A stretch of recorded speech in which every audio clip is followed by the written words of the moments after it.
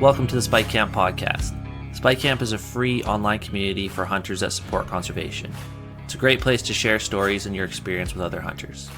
As a member of Spike Camp, you get access to all of our hunting live streams, discussion channels, contests, hunter resources, and events that we host. Membership to Spike Camp is free. Our only ask is that you are a member of a hunting or conservation group before you register. Head over to spikecamp.com to join us.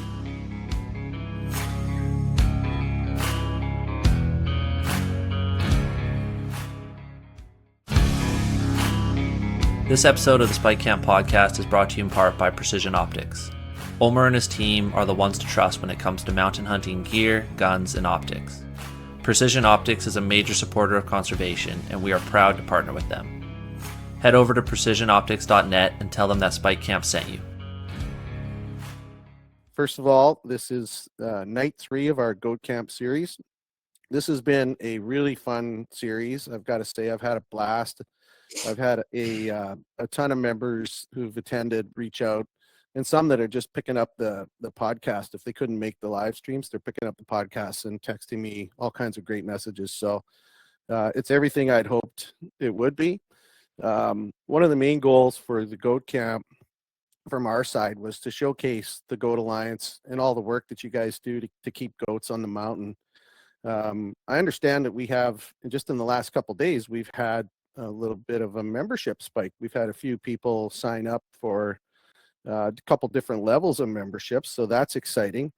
And again, that just speaks to the community that we have in Spike Camp and our members and the quality, and really speaks volumes to you guys at the Goat Alliance for all the work that you're doing. And the organization's not that old, but it's really starting to take a foothold, and we're very excited to be part of that and help you guys along. So having said that, Marvin, you've had a couple nights to kind of do a few soapbox moments for Goat Alliance. You got anything you want to do tonight? Anything you want to kind of finish off with as far as the Goat Alliance goes?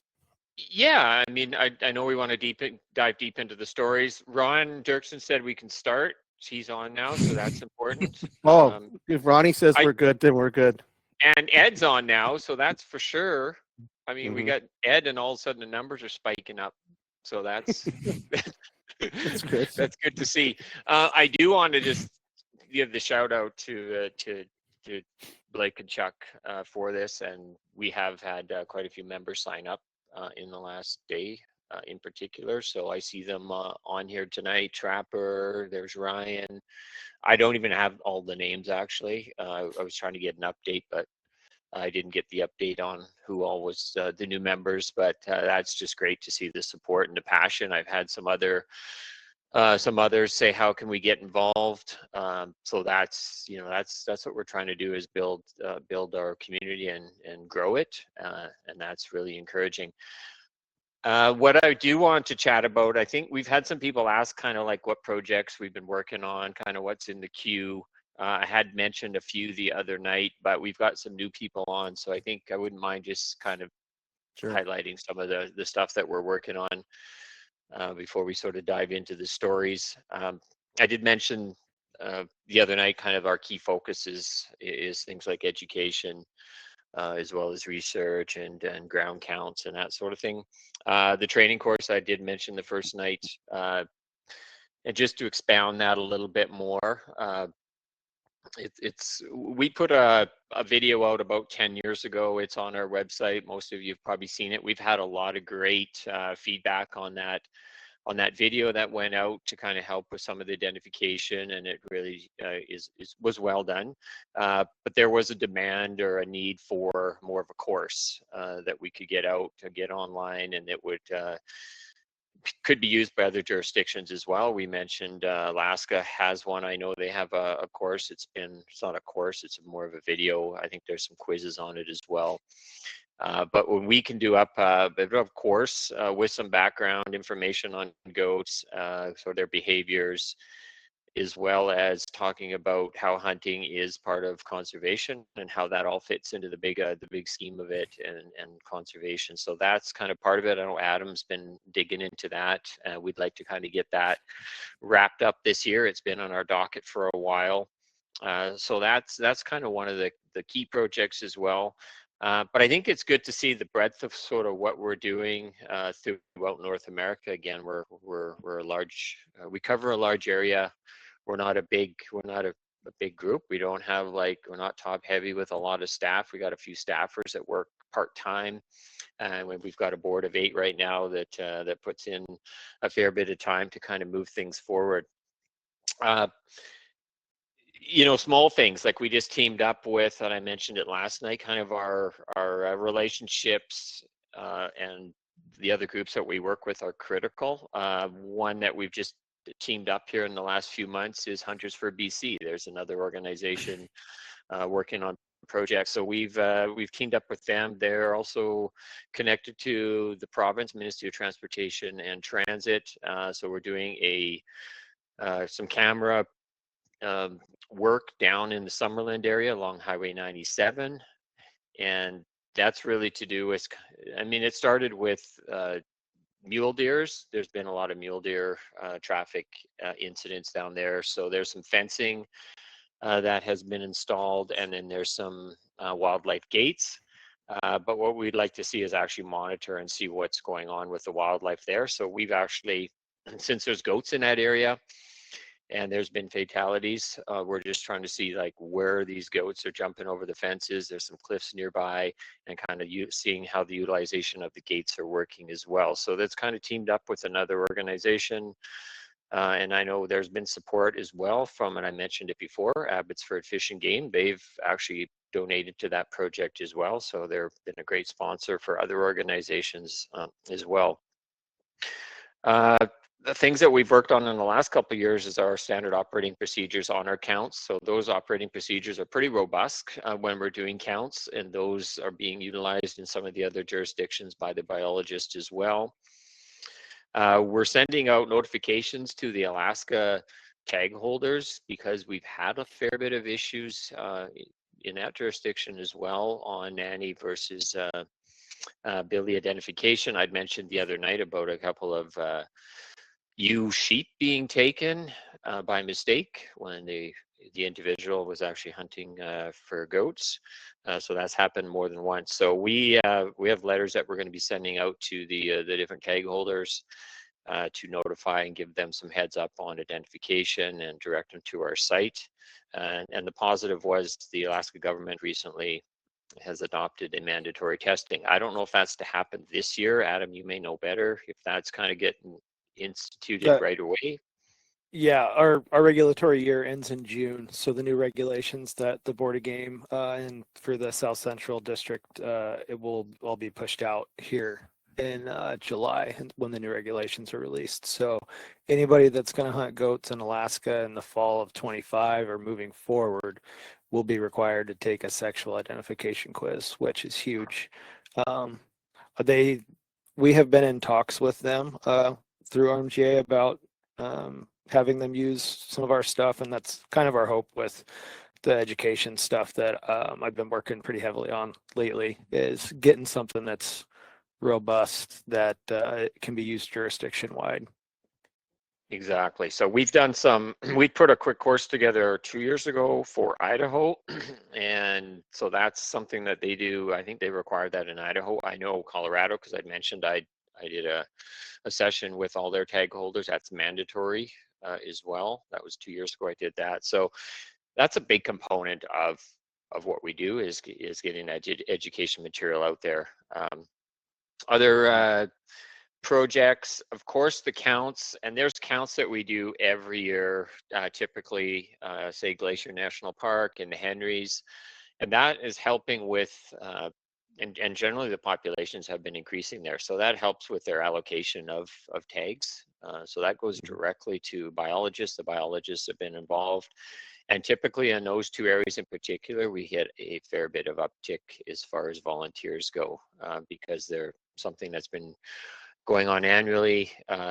It's just what people do. They plan that in their summer schedules, and away they go. And those counts, so those reports get done up every year.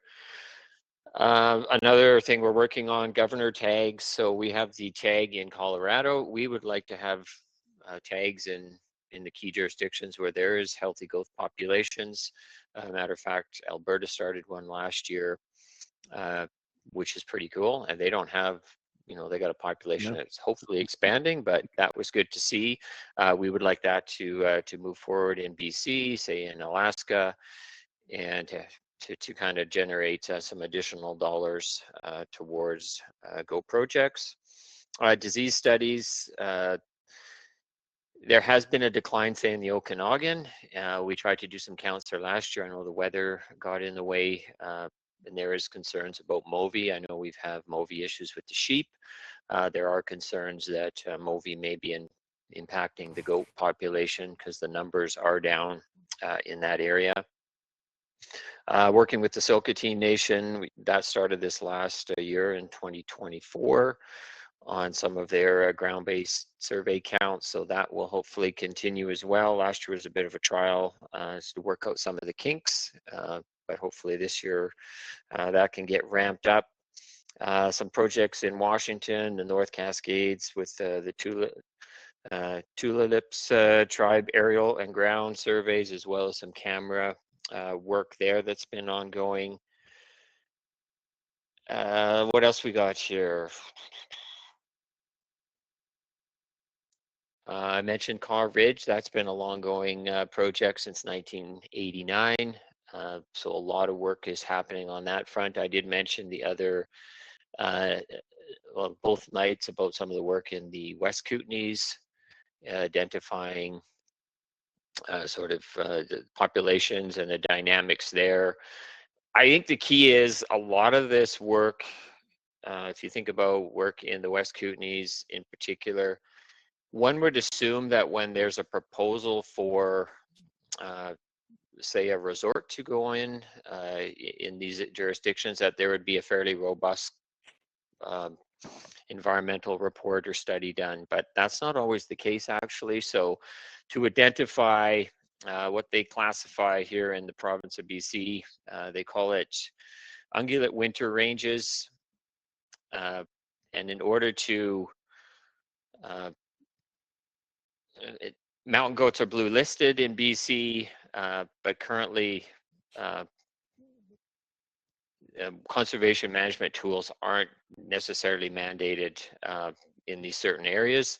So what we need is to do more studies to actually see what the potential impacts will be, but you need to know kind of what's going on, where's the wintering area for these goats, is there any salt mineral licks in the area that they're utilizing. So a lot of background work, if that can be done in advance, it helps sort of with the development of these potential resort locations. So it's not always what we may assume.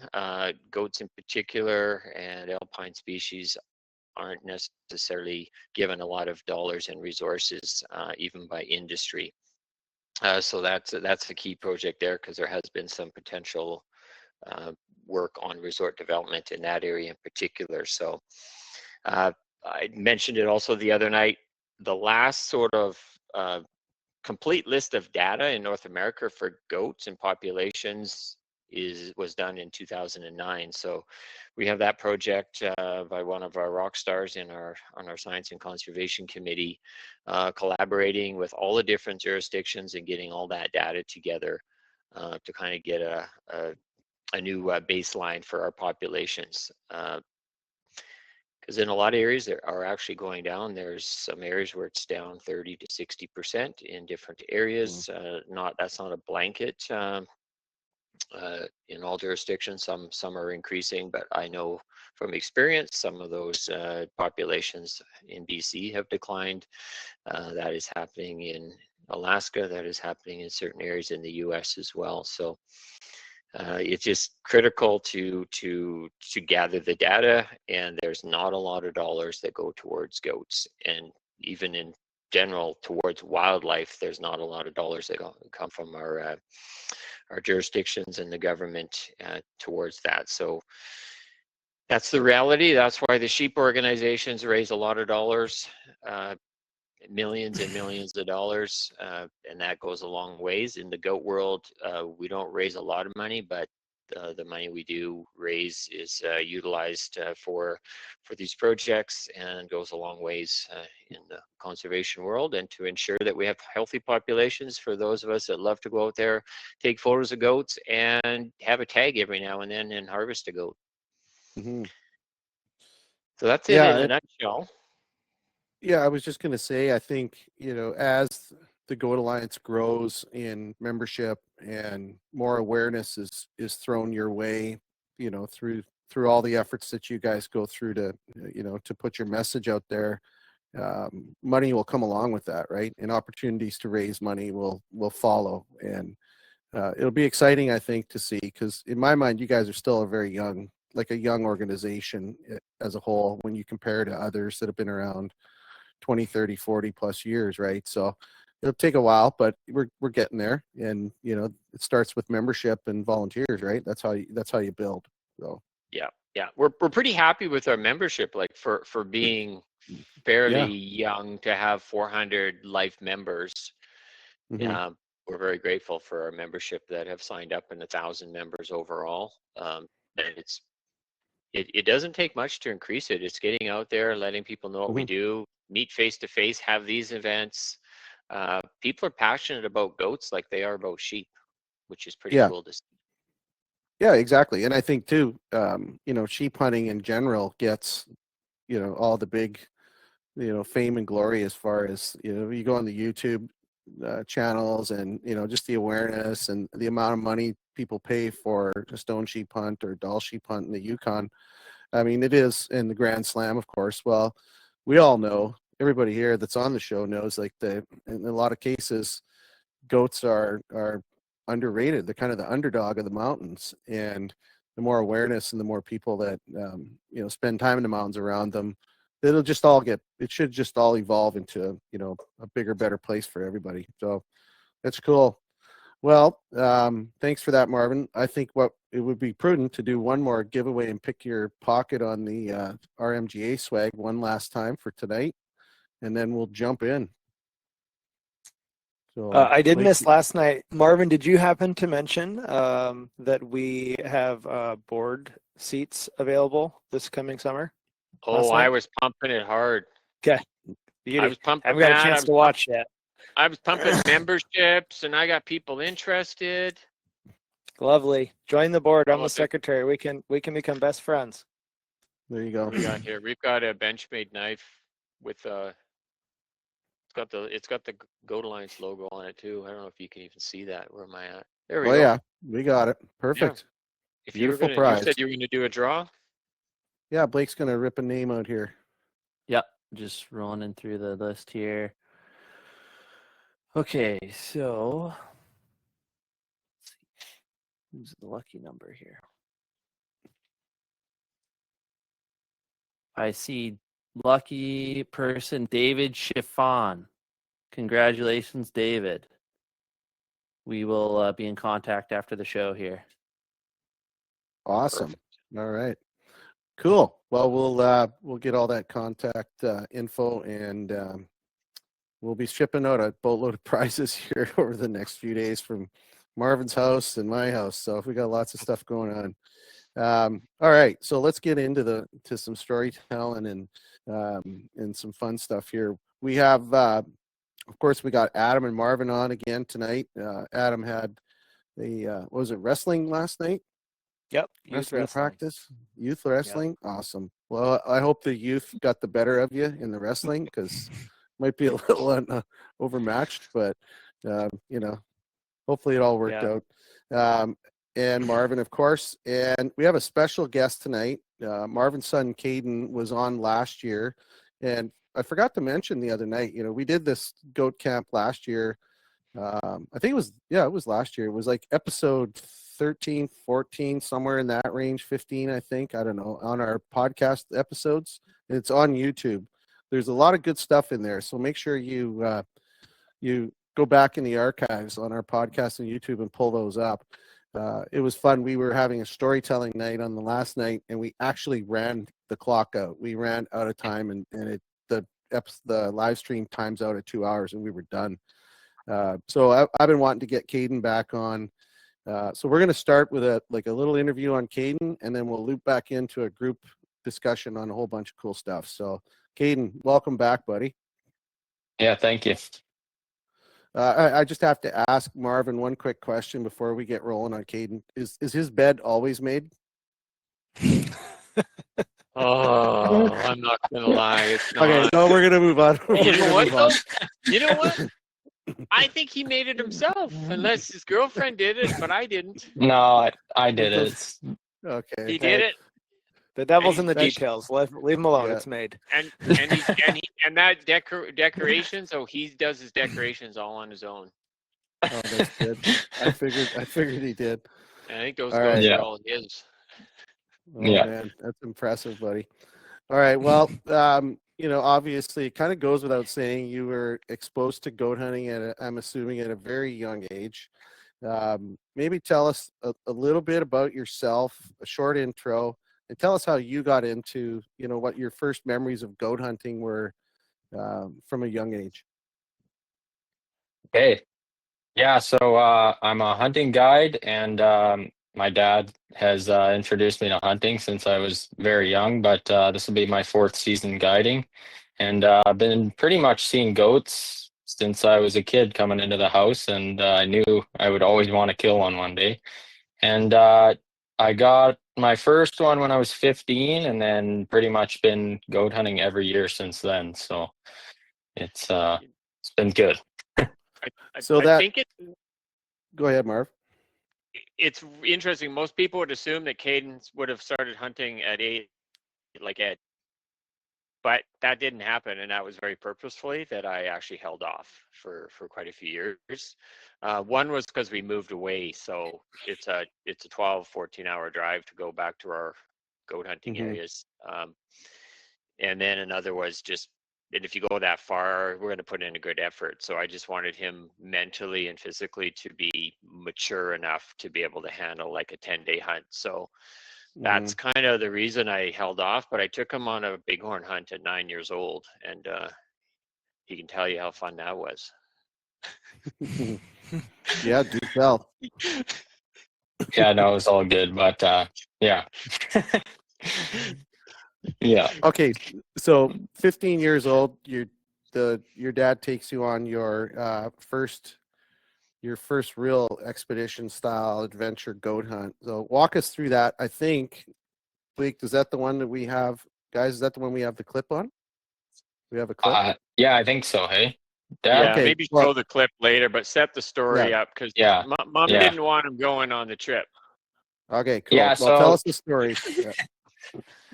I had pneumonia pretty bad and went to the doctor. She was like, no, you probably shouldn't go. I was like, well, I'm not missing it, so that sucks for Mom and the doctor. I'm going anyways.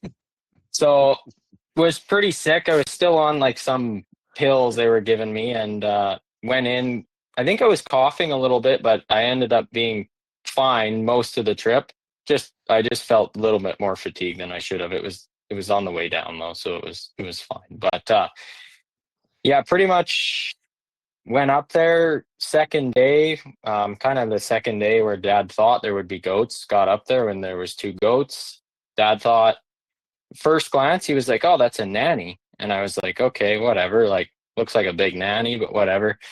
And then we kind of decide to hike the ridge closer and closer, and I get up to it. Dad's still on the ridge top, and I'm like 120 yards from this two goats, and I'm like, he walks down to me, and I'm like, I don't know, that looks like a pretty good billy, Dad. And he's like, oh yeah, that's like a cranker billy.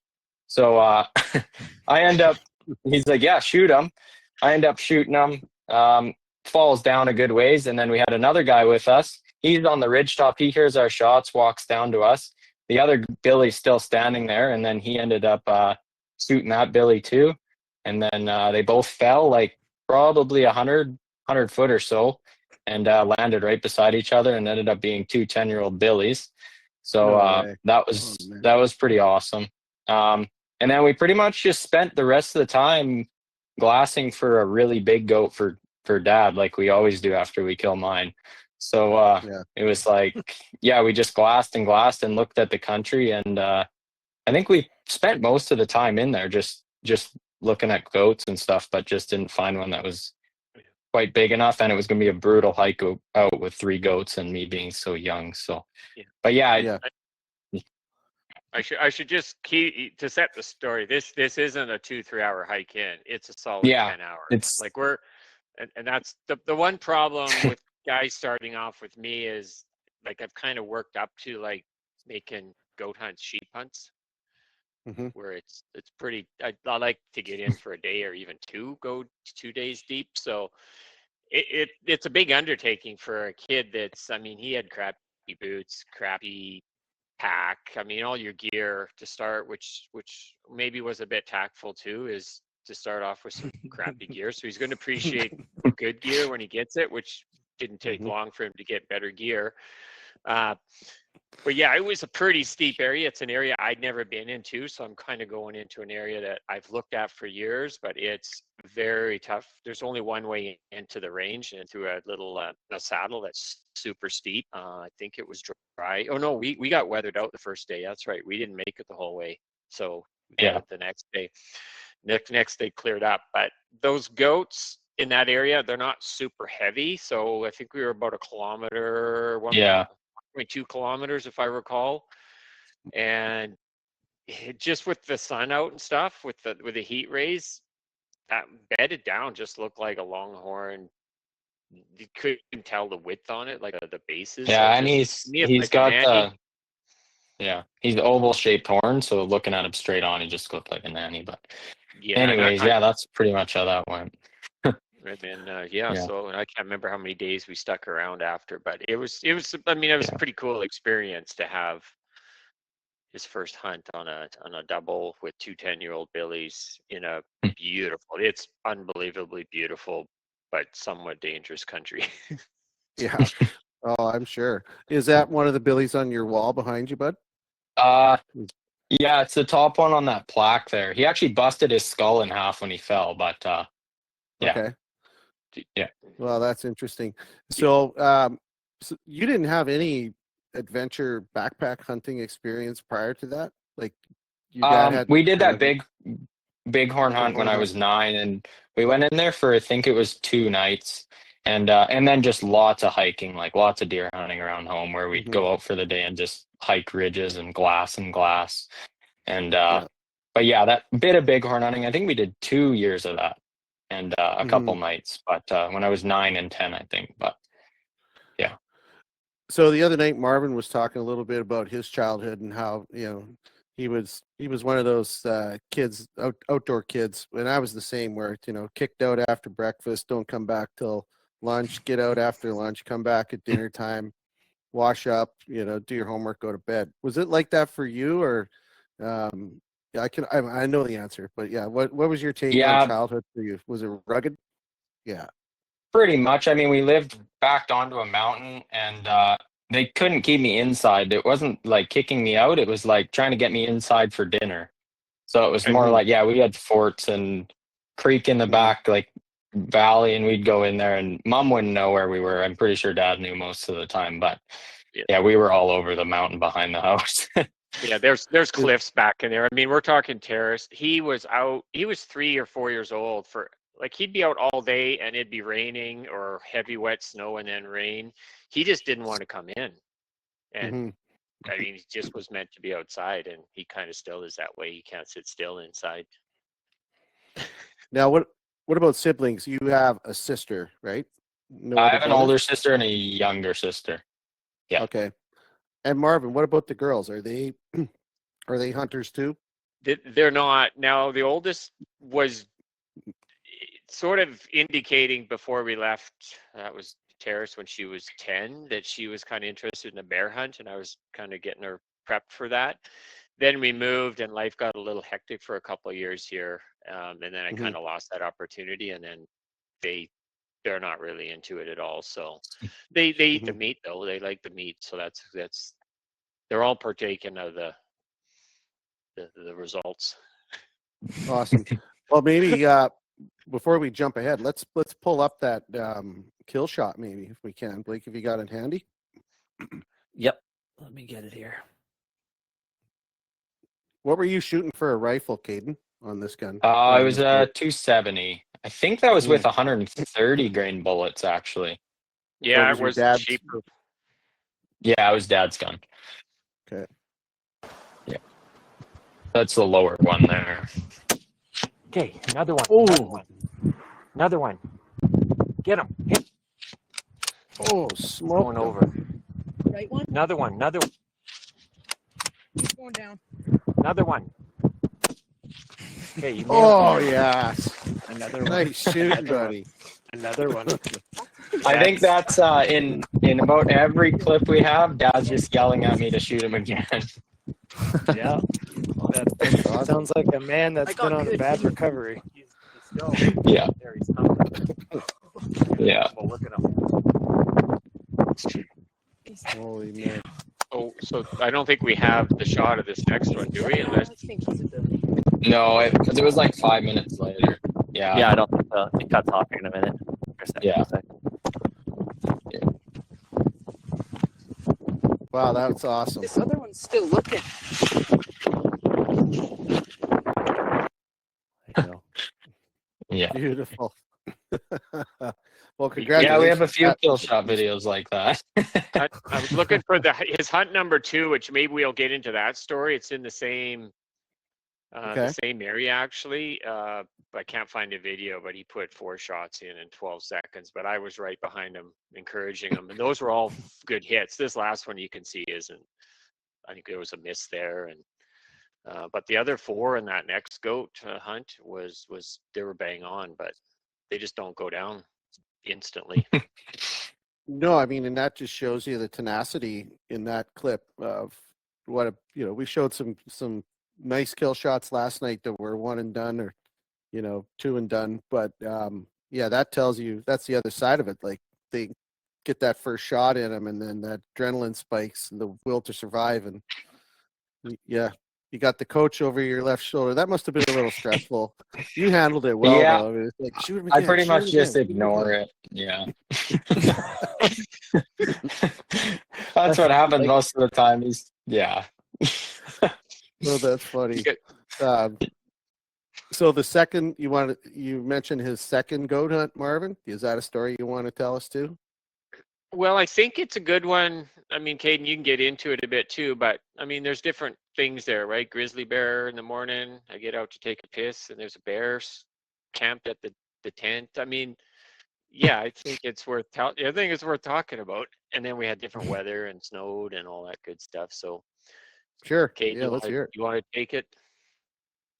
Yeah, I mean, that second hunt pretty much taught me about weather a lot. We sat in the tent for, I think, 7 or 8 days straight, pretty much. I mean, we moved a little bit trying to find goats, but there was a lot of sitting in the tent. And then we had a grizzly. We woke up one morning and there was a grizzly like 50 yards out the tent, just staring at us, watching us, and would not go away.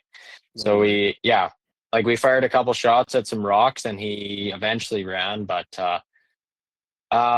yeah, and then I ended up taking that other billy that's there, the lower one. He was like on the 8th or 9th day of the hunt, but not a super big billy, but I think 8 years old. And yeah, but just weather, like that one taught me weather was you got to stick it out, because yeah, sitting in the tent isn't fun, but sometimes it pays off. Was it just the two of you on that trip then? You and Dad? No, the same guy that was on the first hunt was there too. Yeah, I Okay. took an old guy with me, older than me. Wow. Which is rare, but I think the cool thing on this one was like just the patience of, and I think the goat he ended up shooting was bedded for the longest time. I don't know, a couple days, right on the edge of a bowl, and they're just like, if we couldn't get into that bowl, we were positive. And that's just like patience. And I wanted to teach Kaden something about, like, we could have killed that goat. There's a good chance it would have went over the cliff and into that bowl, and we couldn't have retrieved it. So we actually had a beautiful setup where we actually had the spotting scope in the tent, and we could just stare at that goat. And Kaden, kind of, you can take it from here just as far as like making our move and how that worked. But we stared at that goat for half a day. 5 hours. Yeah, 6 hours, I think it was. And then the fog rolled in and he went to go feed. We pretty much ran down the mountain and intercepted him at like 100 yards. But And we had put a stock on that same goat the day before too, which was cool. We called him split ear because he had a big split right down his whole ear. And Wow. yeah, we had to put a stock on him the day before. It didn't work out, and then he ended up being just on the other side of the little mound the next morning. And we watched him for 6 hours until he made a move. Yeah, and we knew he's going to feed. Like if you watch enough goats, you kind of know. I think it was like 4 in the afternoon or maybe 4:30, can't remember. But it was like that goat's bedded for so many hours, he's going to get up and feed, and the only place for feed was on the south-facing slope. And he knew he's not going to dive away or head off into a cliff or go too far. And sure enough, we found him pretty quick. And I mean, timing worked good because that after we got the goat, it just wind and snow and it was massive amounts of wind and snow. We were filling into our tent. I remember we didn't have the best. Those were our spike tents. Actually, we left the Hillyberg back at our base camp. But yeah, there was when you see that kind of weather in August, it's like 3-season tents. You could take them, but it can be a bit risky. So I was about to ask, and Cam Foss jumped in. He's asking what's the ideal time of season for you guys for a goat hunt, and I guess two-part. You said these were end of August hunts for the first two for Kaden? End of August, beginning of September. That was strategic too, and I tend to want to take guys that are newer or those I'm like I want to give them a good experience on a goat hunt because I think November and then you get into winter hunts, it's kind of next level. I want a nice. I mean, most people are going to want to see lots of goats and some alpine, and your weather's going to be a bit better. So I took Kaden initially at those times of year, like early on. But yeah, favorite times then? I mean, yeah, for you now, like if you're going out with experienced guys, like you and Kaden go tomorrow, go this year, when are you going? We're going November 1 to 10, and then my second choice will be September, kind of 1 to 10, or September 5th to 15th, kind of early September, because after that, the goats start to drop with the snow line, and it's unpredictable. If you're hunting coast, the weather just turns after typically the 20th of September. But yeah, those are the kind of two. That's why I'm always asking people who are interested, like, so what kind of hunt do you want? What kind of hide do you want? What kind of experience? But if they were like, I want it tough and nasty and ugly, and I want a nice cape, and I want to see lots of goats, I mean, the funnest time is probably those first 10 days of November. Wow. Is that rut for them then as well? Yeah. How's the rut impact? Because we're like, I mean, it's pretty cool, and Kaden can probably tell you stories later if we want to switch it up here. And but sure. Yeah, it's some pretty cool encounters this year with some billies and nannies actually at like 10 yards. Yeah, well, tell us, man. The mic's yours. Yeah. Well, actually, the one I shot this year, I shot him with my 375 at 15 yards with open sights because I just came out of the guide season and I was like, well, I don't have another gun with me. And I went up a day before my dad and my buddy and was like, well, I don't need to shoot another goat, but it'd be kind of cool to do it with open sights. So I had a white painter suit with me and I made a stalk on, I think it was 2 different billies. Ended up, there was a bunch of slide alder and I got lost in it and couldn't find where they were. But I thought I popped out on them, and then I popped out on a nanny and a kid at, like, I literally could have, at one point I was on a rock, and I probably could have touched them. They were so close to me, right underneath me. And then they turned around and seen me. I was in a white suit, and they just stare at me. So that's a good trick for getting closer in the rut. And then the one that I ended up shooting, it was that same day. I was in the painter suit, and this billy popped out at like 100 yards on this ridge, and I was like, wow, he's gonna come to me. I'm in a white suit, and he just sat there and stared at me for like 15 minutes. And I'm like, I can get him closer. So I sat there, and then I kind of was like, wow, what do I do? So I laid down and I started like digging dirt and like flicking dirt up everywhere. And he looked at me and he just started kind of walking down the ridge right towards me as I started doing that, and walked right to 15 yards. And I was like, oh, I think that's close enough. And he's ended up being a 6-year-old billy, but 10-inch. And I was solo on that one, 375, did one shot, and then I put one more shot into him just to make sure he didn't fall down. Wow, that's a solid goat, man. Look at Yeah. the mass of that goat and at the Yeah, it's base a is holy shit. I mean, the capes, I mentioned this yesterday, like you can't beat the condition of the Yeah. cape at that time of year is like, it's mint. I mean, that's a mint cape. Yeah. Yeah, Yeah, that is a gorgeous goat. that was a pretty cool to do it. I don't know. I was just like, it's something different. I could do it with a bow, but I've wanted to do it with a bow, but that area is so gnarly. I don't want him to run into a cliff and I won't be able to retrieve him. So I'm like, well, open sights, and that's pretty much as close as I can get. So Mhm. yeah. I just thought of something. I don't know if you guys saw. I stumbled on a YouTube video here about a month ago when I was traveling, and I think it was Clay Newcomb, our meat eater guy, and he had a painter suit, or he had a suit that he painted with spray paint and an actual beanie with goat horns on. Yeah. Did you guys see this Yeah, I video? saw that. Yeah. Yeah, I Yeah, mean, I guess it worked, but I don't know. What are your thoughts on that? Oh, Making one? I'm not making the horns, but I think the I think, suit's the nice. painter suit seems to work It's- well enough without him. I just put the little white thing over my head, and I don't Mhm. know. They're pretty dumb. They're pretty dumb in the rut. They're just looking for attention. So Yeah, looking for love. yeah, So, Oh, so that the hunt Caden's talking about, it's far from over. okay. Yeah. There's quite an ending to this story, but I mean, maybe I could just talk a little bit about Mhm. the next couple days because yeah. this is good He to came know. up for a few days. I came Okay. up for 5. I didn't have to pack a rifle because he said it was his 375, but I guess that's what happens. It's actually my 375. Yeah, I'm but familiar with this. I'm very you- familiar with this transfer of ownership. yeah, yeah, it's just, I mean, Adam's going to see that one day too, right? Yes, he what's is. his is the kids, and what's He already does. kids is theirs. So the thing with the weather, and that's goat hunting, but even more so when you get into that late season, October, November, like the snow was coming. I mean, in Caden's photos, it looks pretty nice out, and even the video he took on that Friday, and that's the reason he went up, is the weather was going to change. So he says, I'm going up there a day early. I mean, if you could have one good day of weather, you got to take advantage of it. So he did take advantage of it. So Caden's buddy and the guy that was guiding with me, a young guy, 17-year-old, we came together the next day. We got up the mountain. It's steep, it's gnarly, but it was dry actually. It's like, I've been up that mountain a few times, but it was like, this is the driest I've had. And having a dry mountain, it's pretty nice, especially coastal. It doesn't happen all the time. We ended up getting like a foot of snow. I think there was 2 feet that hit the top of the mountain. We're up at 3,000 feet. So we basically are starting at ground zero, climb 3,000 feet. Then we got a foot of snow. We had the unbelievable, like, we've never used a hot stove. It's all new, the hot tent. Caden's used it, I guess. We bought it 2 years ago, used it on a deer hunt, but we've never really used it on a goat hunt.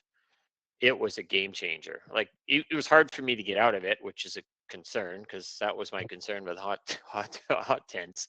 You get a little bit too comfortable, but we're really like right where the goats are. We're in the timber, but the cliffs are right around us, so it's super handy. Like in 2 minutes, we're where the goats are if they're circling around. Sorry, Marvin. What- What was the shelter and stove combo that you had there? Because I know It someone's was going the to. light outdoors. It's the Yeah. Plateau 5, so fits 5 without the stove, but with the stove, it's 3 of us. What a great setup! Titanium stove, lightweight. It's the 18-inch with the stovepipe. It weighs probably, I think it was 8.5 pounds. It's lighter than taking a couple of tents. So Yeah, that's a a couple nice of thing. Four Seasons for sure. Yeah. But I tell you, the tricky part, you cannot use that. I mean, it's a little bigger footprint. You cannot use that type of tent typically goat hunting. We're camping on the side of a mountain, but we actually have a nice little spot where it just fit really nicely. And we knew that because we we've been dug here it out. before. We dug We it out. dug it out with Another, ice axes. the ice axes have so many uses, and that's another one for a tool for digging. It's just crazy. They dug down 6 inches in like no time, so we could have it nice and flat. So basically, we saw some other goats. Actually, we saw quite a few, but we're being pretty selective. And there was another billy, but we thought he was a 4-year-old. So we're kind of like minimum 5-year-old. or better. Even for the young guys, why it's 17, but we were hoping that, we're going to get him a mature one. He was like, he was kind of he and hawing, and then we said, nah, let's pass.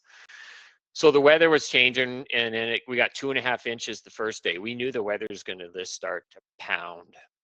So 2.5 inches, the amount of snow that was in the trees came like all night. It was just pounding on that tent. Tent was like not a problem. It took the abuse. But it was just like bombs dropping all night on the tent. And you could just hear all that, like the small little avalanches happening. So we thought, well, let's get the heck down the mountain. We got one goat. And I only planned for 5 days. So we headed down. It was wet. The small creek we jumped across on the way in was like a little river on the way out. And that was a lot of fun. So just how things can change so quick. I mean, it's scary when you're in those situations, and if you're in a hunkered in the cliffs and stuff, and you get that amount of rain on snow, yeah, you could die pretty quick. So we get down. I head back to town. Kaden and Wyatt are with me. We're all camping one night together at our friends north of Terrace, and then I head back to my parents in Prince George, and then Kaden, you take it from here.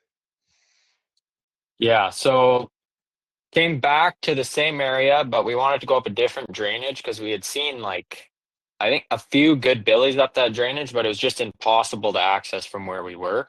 So we go up this new drainage. It's pretty good going for the most part. And then right away we see, I think we saw like 2 or 3 billies right away.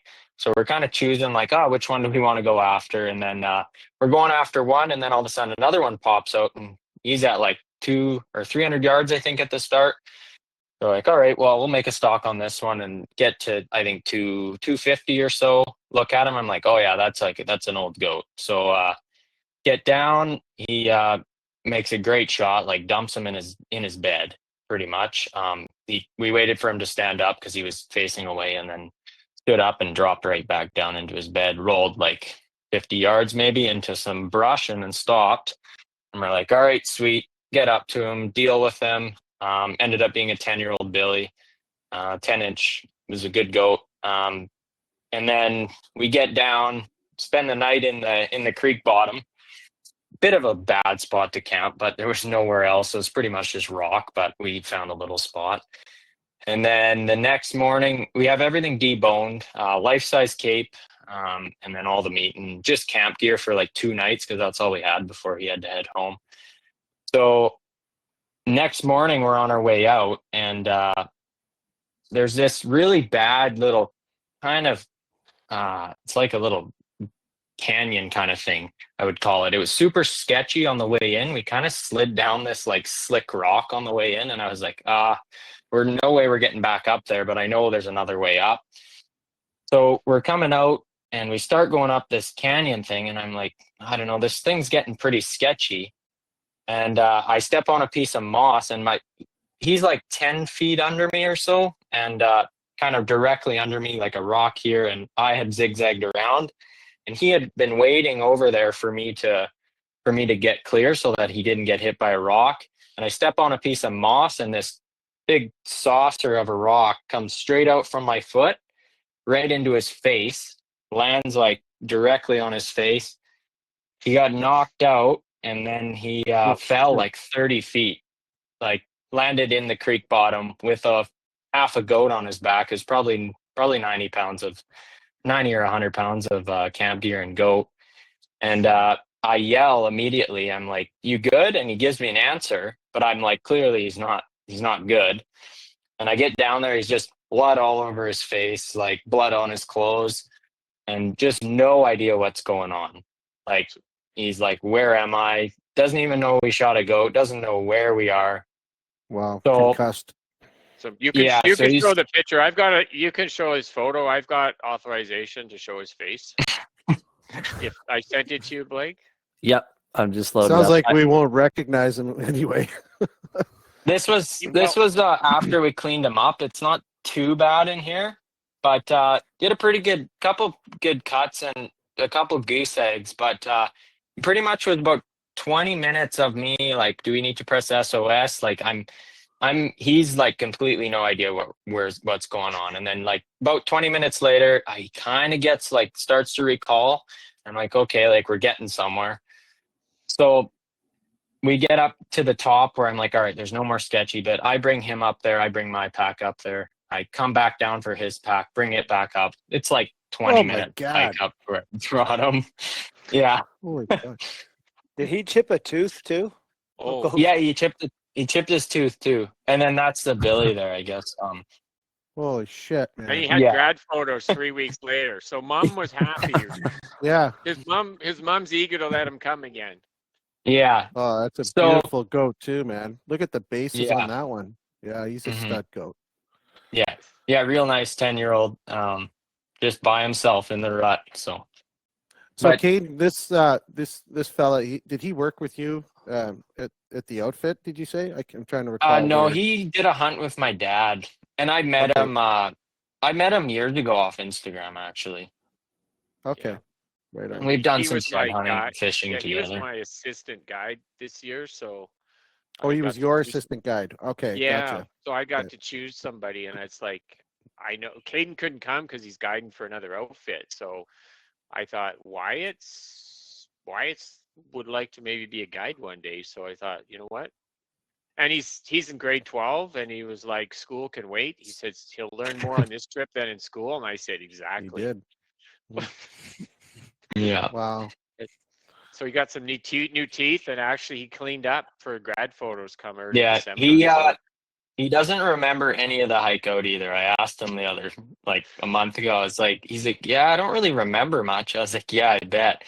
I'd taken everything. He's like, yeah, I can take the tent. So he had the tent, and I had pretty much all of our camp gear, life-size goat, tape. I had like the biggest Kafaru pack that they make, and I had like 3 dry bags hanging off of it. It was heavy, but Oh, it shit. was about 4 hours from the truck still. So it was a So bit of a go. You were probably packing your weight. We guessed 160 Yeah. pounds with everything you It had, was- and that's what you weigh. In a wet And it's not life-size easy tape, it's going. pretty heavy. So Yeah. it was a No trip shit. to the hospital, and then you sat there. Yeah, and then for- straight to the hospital, and then we sat there for a while. But scary. Well- Like it's the closest I've been to pressing SOS for sure. So Well, since he took the tumble, did that got you out of that canyon though, huh? No, we had to climb back up it because he fell to the bottom. I was wondering if there was some good strategy in there between getting knocked And out and then- not remembering the And then the pack best out. part is I end up walking like, I don't know, 50 yards up the canyon, like in the middle of it, and I found a flag trail from somebody else that was pretty good going. It was like a good trail. Sorry. But That's the way you it live and you learn. Yeah. Yeah, just glad he's alive and remembers most of the stuff. A good friend asks if you're okay and then takes a picture. Yeah. He took the picture. I didn't take a picture like the entire time. Well, you learn Yeah. something too. Yeah, I was Yeah. hoping for more photos, but I guess he was focused on. I mean, potentially could have went a lot worse. I think it's probably the Yeah. best case scenario, but Yeah, he knew his It just- he knew his birthday right away, and he knew his birthday, and he knew who he was with. So I was like, well, he can get out of here. Yeah, that's good. as long as you don't give Yeah. him weight, because if he had a concussion, there's no doubt about it. He was Yeah. knocked out. Yeah, I didn't know. ragdolled. Like, he ragdolled down this thing, just fell backwards and tumbled, and his pack saved his neck because it, like the upper portion had a Kuyu pack, and they're pretty tall, and his neck couldn't snap back. So I think that's what saved him. But Mhm. yeah, Bad things happen fast in the mountains. yeah, So, real yeah, fast. they It do. goes from Yeah. So by the time we got back to Kamloops, that's a long drive from Terrace to Kamloops. See, he didn't drive at all, right? You drove? Because we were No, separate I drove. vehicles. Yeah, you And wouldn't then- want him driving. He had his big truck here at our place, and his mom came from Vernon because his mom was in he said, "Oh, I'm fine to drive," but no. the doctor told him he could, but His mom was like, no. yeah, You know, Blake, we titled this this final episode, Sucker for Punishment. So I just have to. We should use that photo with the broken tooth and the blood. I mean, it might steer people away from goat hunting, but Yeah. if you know, kind of thing, right? Yeah. So what was his mood like in terms of wanting to hunt? I probably know the answer, but this guy's ready to go next year. Is he signing back up for assistant guide, and this is just a line on his resume now, or what? Pretty much. Yeah. Yeah. He's still into it. He's like, yeah, I'll do it again. He was at the hospital and he's like, man, I would do that again. I was like, all right. He's That's he's an awesome. adult now, anyways. His mom can't say no now. Yeah. Yeah. Oh, that's a great story. Well, glad you guys Yeah. made it off the mountain safe. And like you said, like Adam, it go from bad to really, really bad, really fast, and things happen quick. And you weren't even at the top of the mountain when this happened. You were trailing out, still a Yeah. canyon, and it just shows like you don't need a lot of distance to fall to get hurt. Like you can slip and fall Yeah. and get just as hurt. You can crack your skull on a rock and game over, right? And Yeah. Yeah. It was. that's Yeah. all. That's Pretty a big much the gotta rock. rock ask that did. Yeah. that did the damage. Yeah. Yeah. I got a question for you, Kaden. Growing up, going on these goat hunts with your dad, I'm just curious about the shift from being the son that follows dad up the mountain to the guide who now goes hunting with dad. Who's following who up the mountain, and how does the decision making process work when the two of you guys are partnered up on a hunt now? How does that look? The last few years, it's been changing a little bit more for sure. I'm ahead of him. He probably has the brains a little more, but Probably, Marvin. the That's up for debate still. yeah the I don't know, Turmoil physically in the Kwiatkowski household. Yeah, I just stirred up shit. Yeah. That's all. It's Yeah, I it's mean- honestly, I know the turn. It's when I was leading it when he was 15, 16, and 17, and Yeah. it flipped when he turned 18 and he started guiding. He I mean, makes it's the hard game for play, him he's to. a man, and you're just always in shape. I'm an office guy, right? I'm like, he's just in shape. I got injuries. He's got injuries too, which we probably won't get into, but we all have we've got issues with our legs, and he's got some rods and stuff in his legs, and I got no kneecap because I fell in a crevice due to a rock slide. You guys so, I are mean, a different breed. You're a different breed. we're just a mess. I mean, we're just a mess. But at 18, he definitely overtook me, and I'm fine with that. And he's a huge help. Like, you helped me last year coming down, because that was the third hunt for me last year, and I kind of did it in on the sheep hunt with Adam with my knee. So then I did a guided goat hunt, and we did this November hunt.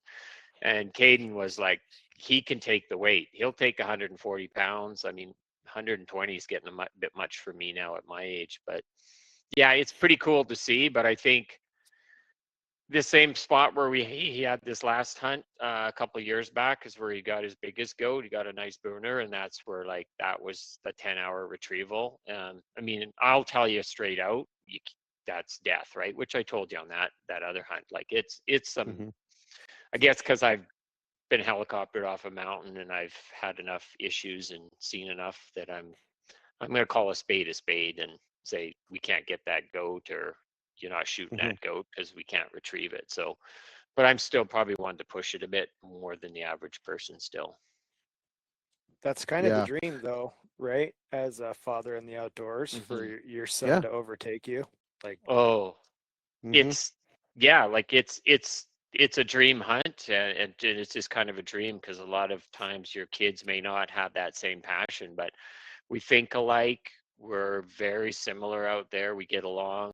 We kind of like the same people. So yeah, this year we get to do our first sheep hunt up north together, which is a dream. So that's kind of cool. That is awesome. Yeah, I mean, as a father, you guys have heard me say this before. you know, if people ask, how do you find a hunting partner? And I always say, well, if you can create one yourself with your wife, you're off to a pretty good start. And if they stick with it, then it's just a great journey together as, you know, parent and kid, right? Like the bond, it's hard for people to understand the bond unless you've been through it. But it is really cool as the parent to be, you know, for the better part of the first half of the hunting career, it sounds like you were the guy in front and he's following you, and now you're behind him. And that's exactly what happens with Blake and I, you know, and to see them evolve with their skill sets and their smarts, their bush smarts, all that stuff, safety. I mean, it's great. It's super fun. Great journey. It's awesome stories, guys. I want to flip it over to Adam. We've heard these incredible, rugged, tough nightmare stories from these two guys.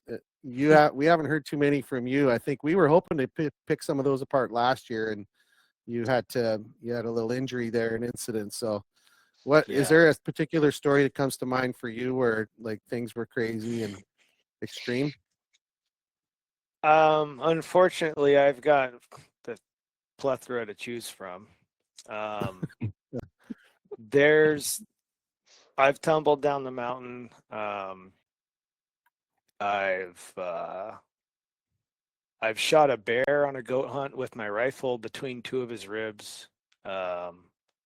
This last year I was hunting late, and I caused a slide as I was stalking a billy, and slide covered the breather hole on a brown bear's den, and the brown bear came out of his den a little unimpressed with me. So yeah, any of those that you want to pick apart, we can. You pick one that you think the members that are in the audience tonight would love to hear.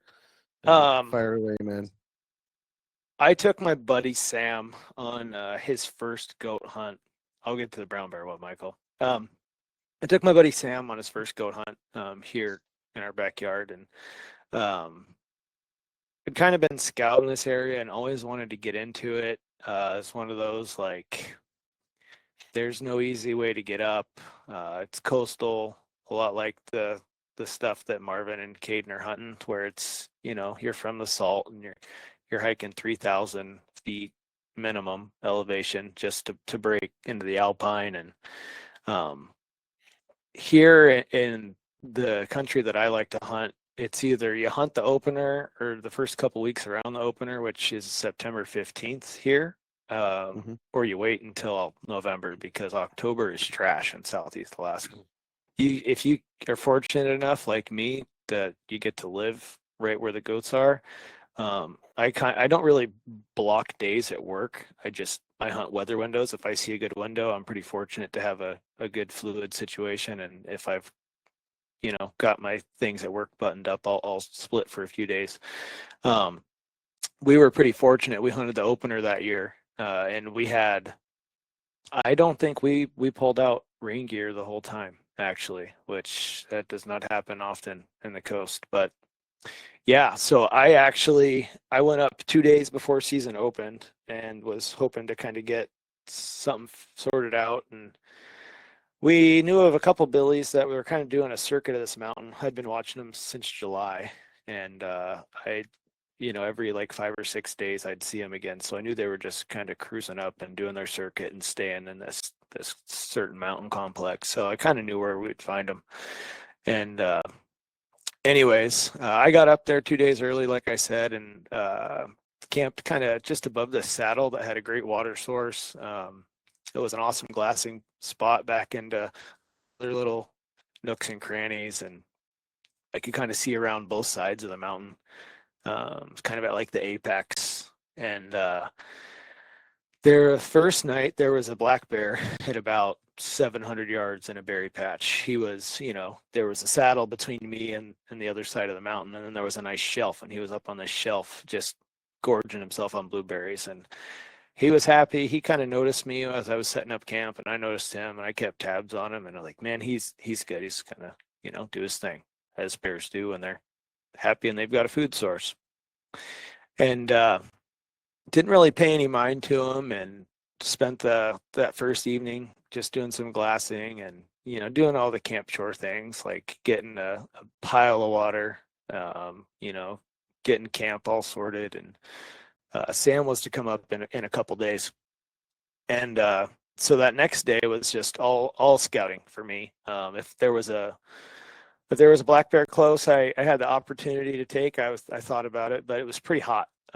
So I spent that second morning watching that bear, and I was up early, had a coffee, and I felt the thermals shift. Kind of felt the breeze come up because I was sitting on a cliff, so it was kind of a spire, and then imagine a spire, a saddle, and then the rest of the mountain, and I was kind of right on the mountain or the water side of the spire. So as soon as the thermals shifted, I felt the breeze come up. You kind of just feel it waft up this canyon in front of me because there's a big creek in front of me. So I felt the thermals kind of shift, and I was just like, if that bear catches my wind, he's going to catch it in the next 5 to 10 minutes. So I just kind of keyed on over to that bear, and I still don't know to this day what happened.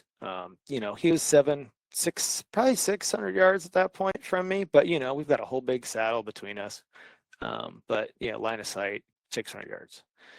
And I watched him, and it was probably 2 minutes, and all of a sudden his ears kind of keen in, and he kind of keens in and looks my way, and I'm like, okay, he's got me. That's good. He knows I'm here.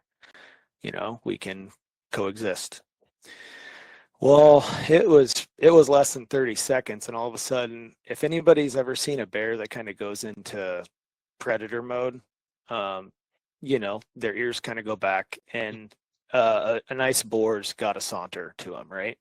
And so I'm like, I must be something in that, between me and him that he's interested in. So I'm watching him, and his gait picks up, and all of a sudden it's kind of he's taking some bounds, and he's huffing. Interesting. So I start, I've got my spotter set up over here, and I switch to binos, and I've got my rifle, but I'm not even thinking anything of it at this point. So I start scanning the saddle below me because I had seen a sow when I came up the day before, and she had been down there, and I didn't think she had a cub, but maybe, he's caught wind of her and he's going to blow her out of there. He doesn't like her being in there. Who knows? And so I start scanning down in the saddle below me, and I can't find anything. And the next thing I know, in my head, I'm like, okay, he's still working his way down the ridge. And then I'm looking in the saddle, and next thing I know, boom, there he is. And he is full bore coming across the saddle. Like, well, if he's coming to check me out, like, I didn't make a good breakfast. I didn't have bacon. I think I had an Alpen fuel, granola and coffee for breakfast. So I didn't have anything that screamed that, dinner's over here. And I'm like, well, my intuition was maybe I should grab my rifle and kind of go to the other side of the spire so I can look down on him if he is going to try to come up and check me out. So I go up, and I knew the area really well. So I knew there was a bench that would give me really good vantage down. So I'm like, if I can get to that bench, I'll look down. I'll have great vantage. So I get to that bench, and about the time I got to that bench, like I had literally just stepped down onto that bench, and he popped up onto it. I mean, and it was like that fast. And mind you, this bench it's about 5 yards wide and probably 15, 20 yards long. I mean, it's a little bench right on top of the mountain, or the little knob that I'm on.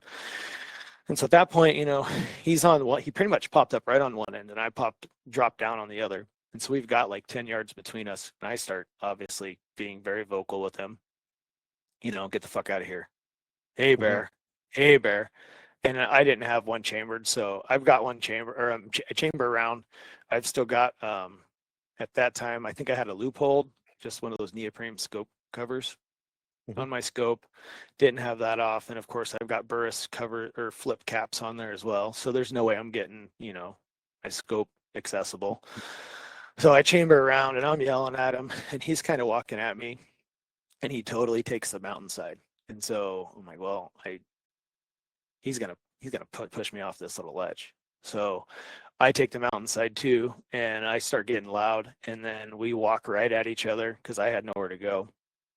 And he tried to kind of flank me to push me off the cliff. And at that point, I was like, okay, I'm gonna have to shoot this bear. And it happens really fast. He took 2 more steps, and I poked him in the ribs and like tried to push him back. And at that time, I mean, hindsight, I should have shot him as soon as I saw him. But I was trying not to have to deal with the meat. It was hot, and yeah, I frankly just didn't want to shoot the bear because we were goat hunting, and this is something I'm known for. I like to accidentally shoot bears when we go on goat hunts, so I was trying to avoid that. But yeah, I ended up poking him in the ribs, and when I poked him in the ribs, he snarled back and popped his jaws, and when he did that, I shot him, and it went in. It would have been his front left shoulder. I kind of poked him right behind his shoulder, and it blew out, you know, just behind his right shoulder, and he spun. He growled, threw a fit, and went straight down the mountain. And I put 2 more in him, and one was a Texas hard shot as he was going away from me, and then as he was still moving in the bottom, I hit him 1 more time in the spine. And there actually wasn't that much meat loss on that bear, and he was delicious. He had been the blueberries. You cut him open, he smelled like a blueberry pie. But so yeah, things can get western on goat hunts. Was this your 338, Adam? Nope, that was my 30-06. That was Okay. my wedding present to myself. When my wife and I got married, she said, "What do you want?" I said, "I just want permission." And so I built Good thing to ask for. yeah, I had a 30-06. 30-06 was a choice for me because I grew up hunting whitetails with the 30-06, so it's kind of nostalgia. I know that if I go anywhere in Alaska, any remote village, I'll be able to find it. Yeah.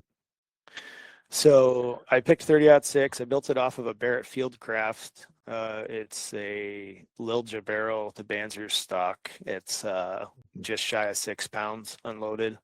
It's got a muzzle brake, barrels fluted, bolts fluted, all that fun stuff.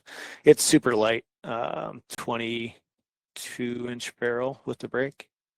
Yeah, it's a beautiful gun. You've shown me pictures. It's awesome. Yeah, it shoots. I use the Barnes tip triple shocks, 168 grains, and it does a pretty good job. I really like that rifle. But yeah, so I shot that bear with that rifle. That was actually the first animal I shot with it. This was back in 2020. Wow. So fast forward, I take care of the bear. I get him, kept the hide. The hide's actually right there. Oh yeah. Yeah, kept the hide, the skull, and the meat. You're required to eat in Alaska. You're in certain units. My unit particularly, you are required to keep skull and meat or skull and hide. So I kept it all. As soon as I cut him open, I knew I was keeping everything because he smelled real good. So yeah, Where was where was your buddy on this? You said so your buddy was. So he was still at work. I went up a couple days early. He went early. And yep, I was like, I'm gonna have one picked out for you, buddy. You come up and pull the hook, and we'll be in and out of there because he didn't have a lot of leave that year for whatever reason at work. And anyway, so I take care of the bear, bring it home. Fortunate enough to have a good hookup here in town. I used to work for the barge service here in Skagway, Alaska Marine Lines. They have reefer vans, and I called my old boss, and he plugged in a 20-foot reefer unit for me, and I threw the bear and the hide in a reefer unit on a pallet, and was pretty fortunate to not have to worry about hide care or anything. It was taken care of. So did that, picked my buddy Sam up, and we were back up off the mountain the next morning to go after his goat. And I did have a nice dinner with my wife, and I divulged the story, which maybe I should have waited till after the goat hunt was over for that. But so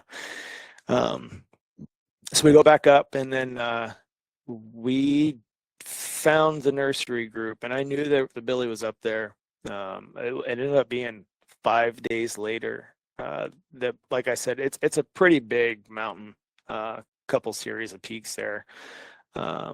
Huge bowl that kind of strings together with another drainage, and I knew those billies were moving around quite a bit. Like I said, I'd see them once every 5 or 6 days as I was scouting in July. But we ended up turning one up. We were actually going to call it quits and come down. I think it was like a Sunday. I think I went up on Tuesday or Wednesday the week before, and my buddy didn't have any more vacation. And I was like, well, let's have a coffee and sit here and see what we see.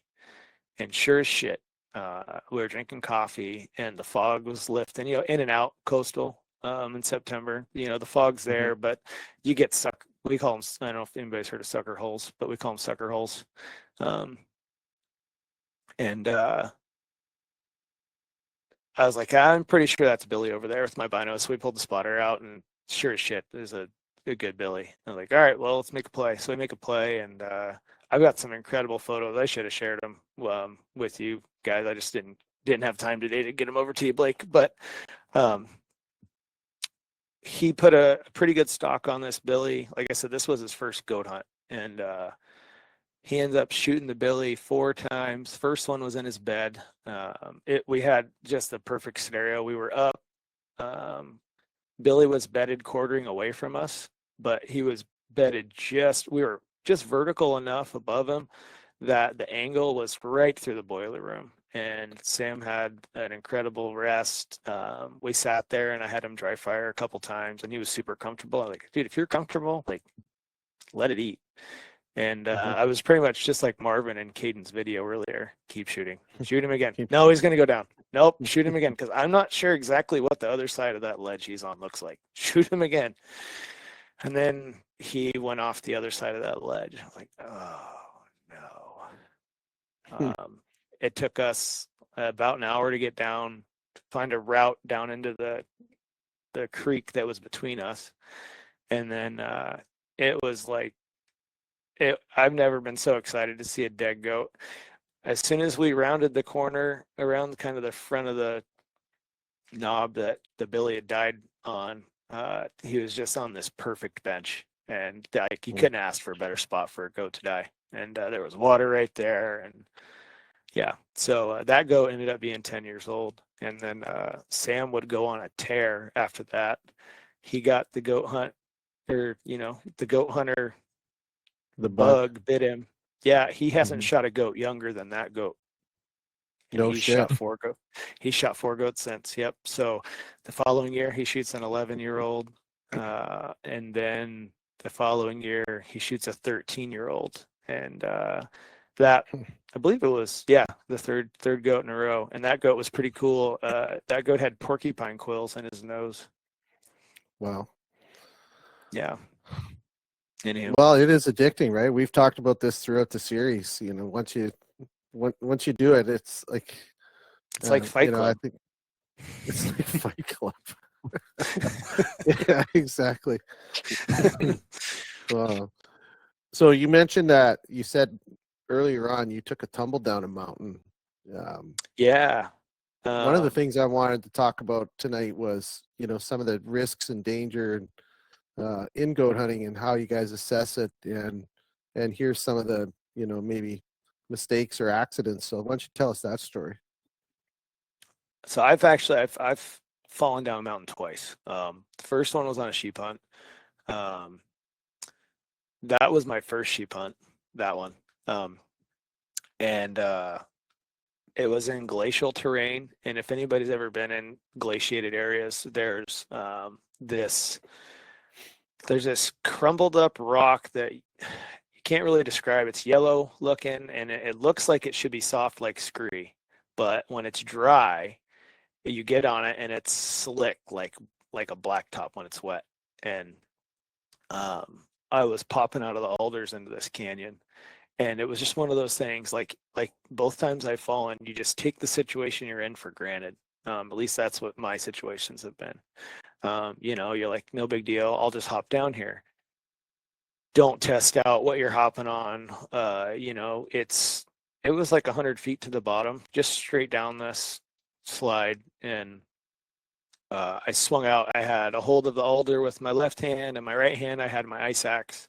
And then that pack was I had a Barney's external frame with I'd put a Kifaru gun bearer on it. So I had my rifle was right here, holding on to an alder, ice axe here.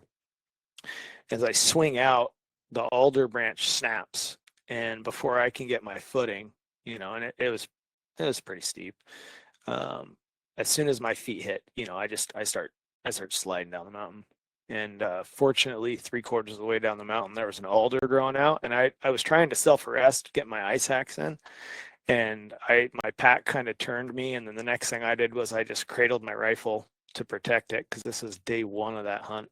And anyways, as right before I got towards the bottom, there was an alder, and I pretty much fireman pulled that alder. It was pretty big, and it went right between my legs, and I just grabbed onto it, and it pulled out, but it slowed me down just enough that when I got to the bottom, I was able to absorb the shock with my legs, and then I just laid there and kind of did inventory. And then my other fall was right after Sam had shot his 13-year-old billy. I had my spotting scope on my tripod and was kind of carrying it like this over my shoulder. And we were assessing the terrain, just looking up the mountain, like, okay, how are we going to get to him? And he fell in a great spot. And it was just like, well, we could go this way or that way. And it was just one of those things where you're looking and you're not paying attention. And I didn't even have a pack on. I just had my spotting scope on my tripod, kind of off to the side, like an African guide would carry a rifle with the muzzle forward. And I'm looking up and we're talking, and then I'm not paying attention to what I'm doing with my feet. Next thing I know, I trip over this bowling ball sized rock, and I'd go ass over tea kettle. And I fell like probably 16, 20 feet, something like that. And I had a Koa 77 at the time, and it was an angled one. And as I came around, trying to, throw my arms out and brace, that spotting scope, it busted right on the angled part of the spotter and busted that. Is that the spotter that I own now? Yeah, it is. That you sold for a real next to retail price? I didn't sell it to Marvin. Anyways, so the spotting scope actually took the brunt of that fall. I had a bruise on my ass that I hid from my wife for about a month, but aside from that, it was pretty humbling though, because if I hadn't stopped when I did on that fall, there was another like 70 to 80 foot cliff below me, and it's just one of those. And it happens fast. And as like back to your question, it's just like, how do you, when you're in no fall zone, and to me, it's not like necessarily assessing the situation. It's not taking for granted when you feel safe, like, because it's the complacency is when bad things have happened to me, as far as like, when the pucker factor comes in because you're somewhere you shouldn't fall. Like, obviously there's some calculated risks involved with goat hunting, but as far as like anybody that I know have had bad situations, it's just been the complacency factor. Yeah, and when you look at like you take your bear story for example, I mean that was a completely different situation. You were all over that situation with that bear, paying attention.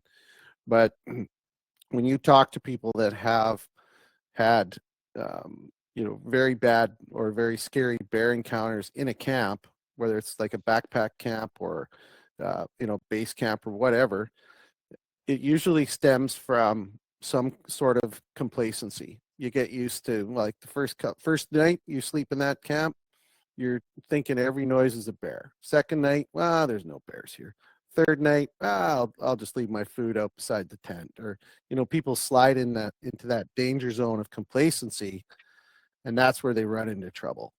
And like you said, you're standing there with a spotting scope over your shoulders, looking at, how am I going to assess this terrain?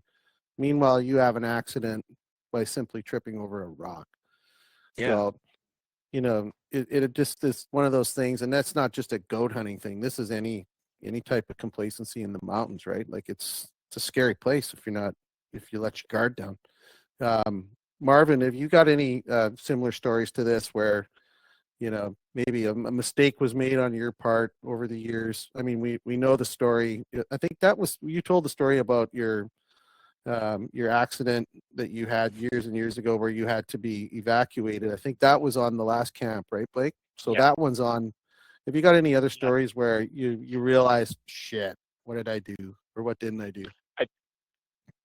And honestly, I do, but on the falling, I don't think I've fallen since I fell in the crevice in 91 because Mhm. I am so careful with my footing because I have Mhm. to be. A fall for me isn't going to go well without. I don't wear a knee brace. Maybe I should, but I don't up there.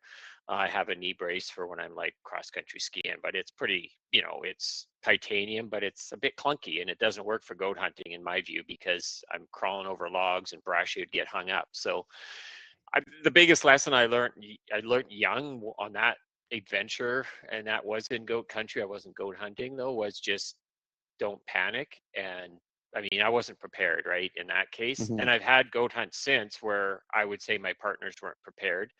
On that adventure into the mountains when I got helicoptered off, I was wearing running shoes.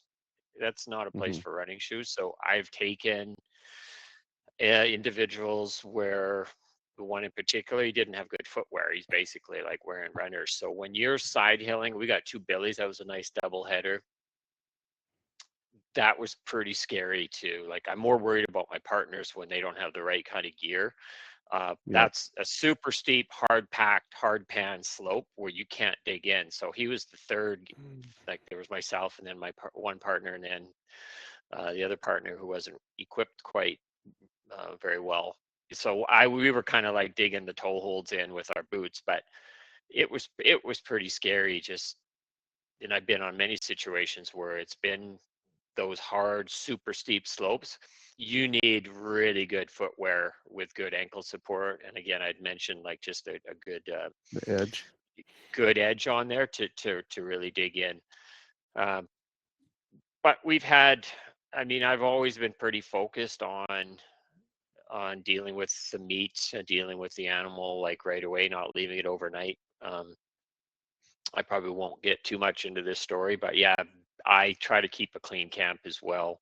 Have I had bear issues over the years? You better believe I have. I'm not that's a whole episode on itself, but Mhm. that's what you've got to. I'm super fussy. I don't care if it's a sheep or a goat hunt or any hunt. Just because I'm in grizzly country, there's more bears than I've ever seen in the last 5 to 10 years. I would say That's true. we're having pretty much encounters on almost every trip, which is Mhm. what I'm not quite used to. But especially those trips in August, September, where you're in the Alpine, that's where I'm finding we're having most of the issues in the encounters. But yeah, kind of keeping that tight, clean camp, and then dealing with the animal. I've stayed up all night to deal with that animal.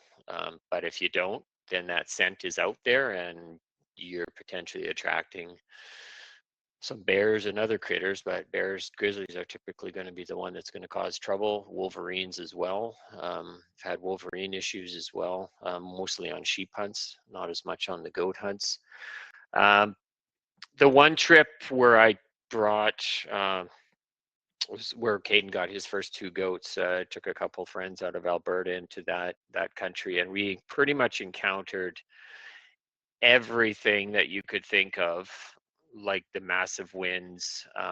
Again, that's where I learned you've got to you got to have your tents well secured, and that's where I lost one of my tents.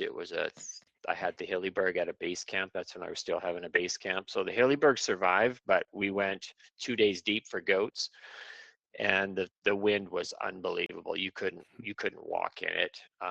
It ripped my tent to pieces. I borrowed Caden's tent from my buddies. That tent took a flight with a rifle in it. Um, which I haven't seen that before, but the guys were out of it, of course. But that rifle went for a flight in the tent. It's like a My kite. gear also on that trip, my pack went for a flight.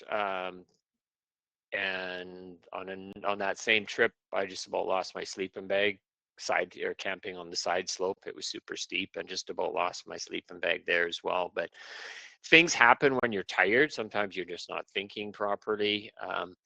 I know that trip was mentally the toughest for one of my buddies out of Alberta. Surprisingly, he came back a year or two later for another kick at it. But yeah, just kind of building up. And then we got snow on that trip. Good thing we got out of the deep valley we were in. There's quite a pass that you have to go over. I don't even know if we had rope on that trip. I don't even know if there's anything to tie to go over the pass, but super steep. I don't think we brought crampons in. We had our hiking poles, but we got out to the front end before the weather really hit us. But that's something to think about too, is you go super deep, and when you get past mid-September, you get 2-3 feet of snow and you're super deep, you're into a whole different type of hunt. And if you're not geared up for that with crampons and an ice axe to get down some of those slopes, and it's a wet snow typically at that time of year, that gets pretty dicey. Yeah, I'm glad you mentioned that, because that was something I wanted to talk about, was the the turning point in the season when your gear should or would change from that sort of early season mode to the late season. But I can't remember what year it was. Was it like 17 or 18, somewhere in there, where we had that Snowmageddon storm in August? Do you remember, up in northern BC, there was it was 4 feet of snow in like August. There was a wicked storm, and hunters were just like stranded everywhere. You talk to the charters that were trying to fly people out, and like out of Dease Lake, there was like outfitters were stranded. They guys that would hike into passes and leave horses on the other side couldn't get back, like this massive snow. How does your gear change? Like, let's say you're doing that first goat hunt, taking somebody new, and they want that relatively sort of safe experience, and you go, let's say in September versus November. At what point does your gear change, and what do you look for to put in your pack in that late half? Actually, for me, I'm not changing a whole lot typically, Shelter, other maybe. than well, I'm typically, even now, I'm just bringing the 4-season Hillybergs. That's really what my three person Hillyberg was. But now I'm just simply, we changed it up Just now. bring We're it all. completely just going solo tents. Everybody's going solo. I don't have to hear the guy snoring. He doesn't have to wake me up when he's taking a leak in the middle of the night. So that's just kind of changed the way we hunt. But I'm pretty much packing the same, synthetic coat. The layering's almost the same for the most part, but what would change is late season is you're looking at the crampons and you're looking at an ice axe. I'm not doing an ice axe in August, summer. But most else is very similar. The winter, maybe I'm bringing an extra set of like mitts. I'm actually going to bring mitts, but even in the summer though, I've had a cold sheep hunt in the first week of August where all the water froze up. Like, it was unbelievably cold. That was in around 2000. I've never had that since, but I just prepare for the worst and think about the worst conditions at any time of year, because you're in the mountains and that's just what can happen. But for the most part, yeah, I think what I do change is where I'm going to hike. Like, I'm not going to do the 2-dayer. So it gets dicey. I knew that once you get into the 20th of September, to go 2 days deep in the mountains, you're taking a risk. Yeah. So the striking distance becomes a little shorter the later in the year, right? Yeah. And that's those November hunts. A lot of times you're sledding up a valley, or we've boated up a river, more coastal in November. It's a bit milder right on the coast.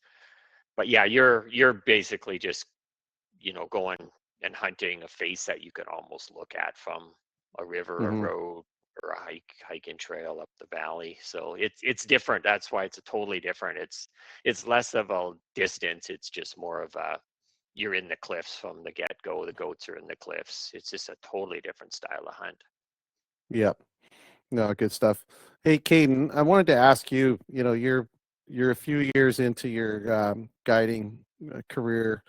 And I mean, you work for some pretty hardcore outfitters in hardcore country, and you've been sort of on a fast track in your career from, you know, starting off, I'm assuming, as a wrangler or packer, and then now a guide.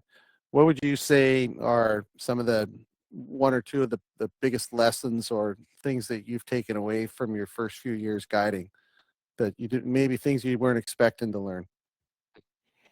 Yeah, I'd say a lot of people still skills. Learning to deal with people has been the biggest thing. Just when a guy lays down in the middle of the mountains and it's pouring rain and says he's not going anymore, somehow you've got to convince him to keep going. Right. Um, and then just kind of toughen through things, because you got to be the guy when you're there. You can't just give up on your client. You gotta keep going too. So I think working with people, like, that's helped me a lot, just dealing with like a whole variety of things. It's not just hunting, it's everything. Like everything that you have in your daily life, it's like out there too, kind of thing. And yeah, it's made me way tougher. Like you just deal with it. Like you have a horse run off and whatever, and you just go and get it. You just do things. Hmm. Yeah, that's probably the biggest thing, is just people though. Yeah. Have you had any, I'm sure you've had some sketchy situations with clients in the mountains too. Is there anything that stands out for you as you know, a big moment or a dangerous situation that you got a client through? Yeah, we had one this year that was pretty gnarly. So we ended up shooting what I thought was about to be the easiest goat hunt of my life. It was like 600 yards off a quad. We spotted a good billy and got a stalk like 200 yards off the road, stalked him. We're 350 yards from the billy. Makes a great shot. And I watched this billy drop, and I'm like, okay. I watched him drop and roll in some brush, and then we both watched him stop. And then we're like hooting and hollering, celebrating, and look back, and I'm like, oh yeah, I think he's still there. Like, I can't see him because I watched him stop, but then he kind of just like, it's like thick brush and can't see him anymore. And so I'm like, all right, it's going to be a bit sketchy getting up to him, but doesn't look too bad. So, and in the meantime, when we were celebrating, I heard a rock fall, but I assumed it was the other goat. He was with another billy running up the mountain. And so it's kind of just, I can't remember what time it was, but it was like a couple hours before dark. And we got to get up this thing. I'm like, all right, it's going to be fine. I kind of pick a route. We go to get up there, and I'm like, it's slowly getting pretty sketchy. And all I've got is paracord with me. That's a bad decision. Just didn't have rope with me from it. I don't know. It was in my truck, I guess. And all I had was paracord. So I get up there without the paracord, and then I get him up to the first level. And then there's kind of another little cliff we got to do. And I get up there and I'm like, all right, like, you can come. And he's like, I can't do that. And I'm like, okay. So I come down, bring his pack up there. And then I'm like, okay, like, I found a different route. Let me do that. He's like, starts going up, and he's like, I can't do that. So I come back down to him. I've done this sketchy thing. It's like water dripping all over you. It's like a big rock, and water dripping all over me. So I'm soaked. And I get him up there, and I'm like, okay, well, get across here, cross this little like creek thing. And I'm like, okay, the goat's here. It's going to be here. The goat's not there. And I'm like, what? Like, I watched him stop rolling. So then I'm like, he's not here. I look at his trail, and then I walked his trail down, and there was like blood right into the chute. And I'm like, oh, great. Like, he fell, he's going to be mangled. It's like 100-foot cliff, just straight off. And so he had ended up falling after we spent 2 hours trying to get up to him. And then we had to go back down that. Luckily, he actually fell, because with heavy packs and paracord, I was literally just going to like huck the quarters off and go get them, kind of thing. Like, with the paracord, there was no way I was going to get it down on my back. So, yeah, we get down to the bottom, and the goat's there, and he's still intact, all the horns, after like 100-foot fall straight down a cliff. And yeah, but just sketchy. You gotta have rope. That's one thing I learned on that, because paracord does not do it. When you're wrapping around your hand and it's like cutting through your hand, it doesn't feel Yeah, not good. good. It's not good. Yeah. Yeah, but No. client was stoked. It was a good billy, like a real solid billy. But just I've never had that before, where I watch an animal stop rolling, you celebrate, and then you think he's still there, go up to him, and he fell. He kept falling. And for some reason we had both watched him stop rolling and thought it was still there, but it's just, I don't know what. But yeah. Yeah, for sure. I mean, that'll stick with you. You're gonna have rope Yeah. forever now.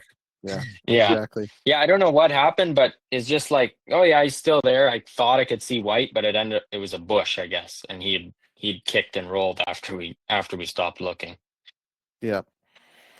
Yeah. Right on. Well, boys, we've been clocking the time in as usual, and we could talk for hours. But before we start to close it out, I'm going to ask each of you the same question.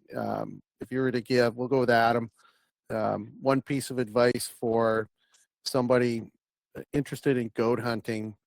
Simple advice, could be anything. What would that be? Oof. I think about this often. I get this question, or not this question, but I have people asking me questions and advice, and I say this: you can pick up a lot of information nowadays off. Like, I didn't have social media and all that stuff, right? It was pretty basic when I started. You either have to know somebody or you have to experience it. And I tell people, just go out there and get your boots on the ground, and that's how you're going to learn a lot. I mean, I think you can pick up the basics. You can pick up the basics just from reading and the internet and all that, and connecting with people, but don't expect like success right away. To me, success is just building experience and getting out there, but there's just Yeah. no substitute for getting out there. And I had a guy from the Queen Charlotte's this year or last year asking for like what to do, and I just said get out there, and he went out there and he said, I didn't kill a goat, but I learned so much. And he went solo, and it's like, good for you, you're going solo, like you're serious about it, you're going to have success in time. But he said he just learned so much observing goats and just being out there. So I think that's just something, like, you don't need all the best gear. I mean, I started with crappy stuff and still have the $500 rifle.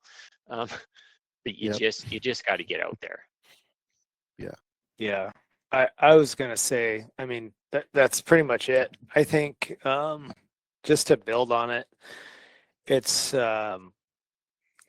you talk about like what goat hunting is. It's mountain hunting, what mountain hunting is. And I actually saw a really awesome quote from I don't know, anybody out there that watches wrestling or is familiar with the NCAA wrestling championships just happened. Hendrickson upset Gable, who was a defending gold medalist in the Olympics. And Hendrickson had this awesome quote that resonated with me that I thought was pretty applicable to mountain hunting in general, was your success will not fall to your level of expectation.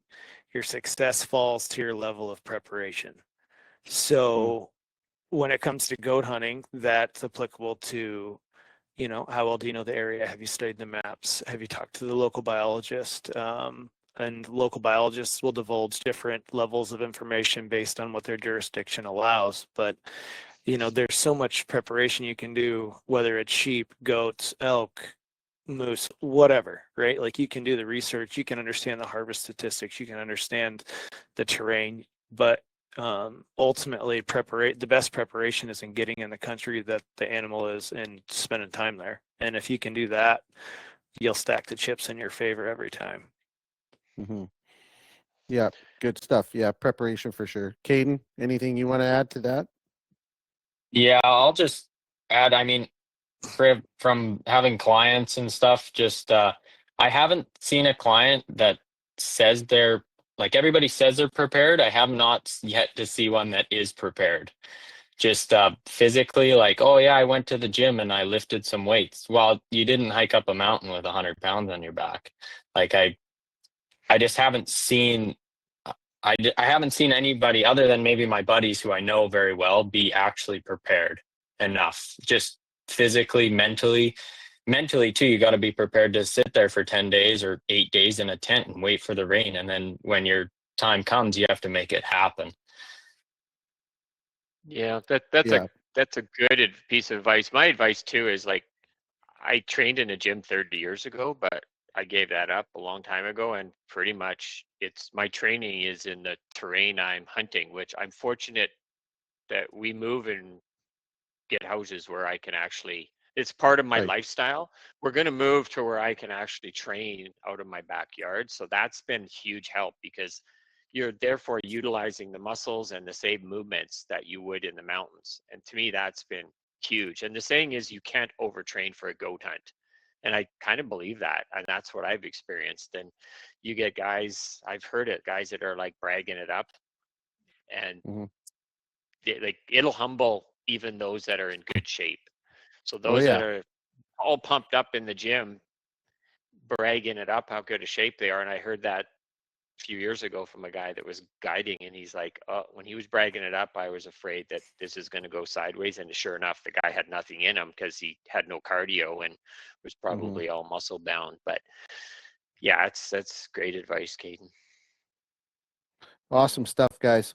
All right, we have a couple prizes that we've been holding back here to give away towards the end of the show. This is the rifle sling that was handmade by Brian Thompson.